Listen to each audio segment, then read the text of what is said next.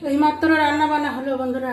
কি রান্না করলাম চলুন দেখায়। এখানে ভাত আছে, ভাত হয়েছে। এই যে কচুর শাক, আমাদের পিছনে একটা ফাঁকা জমি আছে, এই জমিতে হয়েছিল, সকালে তো কেটে নিয়ে আসলাম।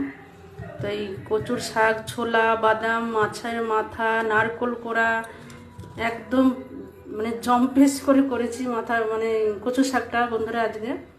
আর সয়াবিনের ঝোল করে নিয়েছি। আর এই যে মাছ, রুই মাছের ঝোল পেঁয়াজ দিয়ে, আর রুই মাছের টক। তো আজকে এই রান্না করেছি। এখন সব গোছাতে হবে, কাজ ছাড়তে হবে, কাজ এখনো হয়নি। কর্তাকে বাজারে পাঠিয়েছিলাম, সবজি কিছু নিয়ে আসেনি। এদিকে আলু, পেঁয়াজ, আদা নিয়ে এসছে, কাঁচা লঙ্কাটা আমি বোটা ছাড়িয়ে ধুয়ে ফ্রিজে রাখি কৌটোয় ভরে পরিষ্কার করে, তাই ধুয়ে দিয়েছি। দুটো থোর নিয়ে এসছে, থোর দুটো আমি ফ্রিজে রেখেছি বন্ধুরা, আমি আর ঘরে যাচ্ছি না। আর এই দেখুন মাছ নিয়ে এসছে, বাটা মাছ নিয়ে এসছে, আর এই যে কাতলা মাছ নিয়ে এসছে।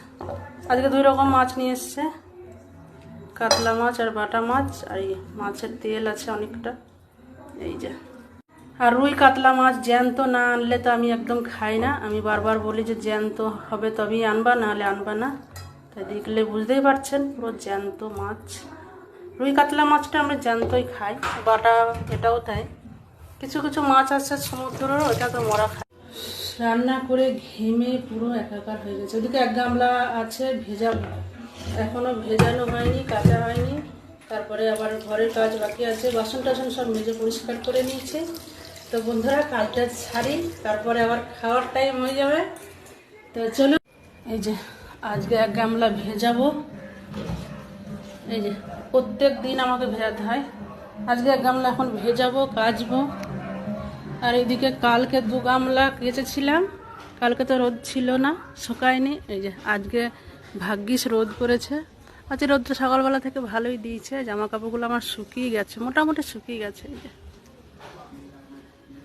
তা আবার আজকে 1 গামলা ভেজাবো, রোদটা যদি থাকে তাহলে শুকিয়ে যাবে। পুরো হাঁপিয়ে গেছি বন্ধুরা সেই সকাল থেকে রান্নাঘরে। তা চলুন, ওইদিকে মাছ টাছ আবার ধুতে হবে, কাচতে হবে, কাজের শেষ নেই। টাটা, আবার পরে দেখা হবে। আর আমার চোখগুলো একটু ঢোকা ঢোকা লাগছে, তাই না বন্ধুরা? জানি না কেন।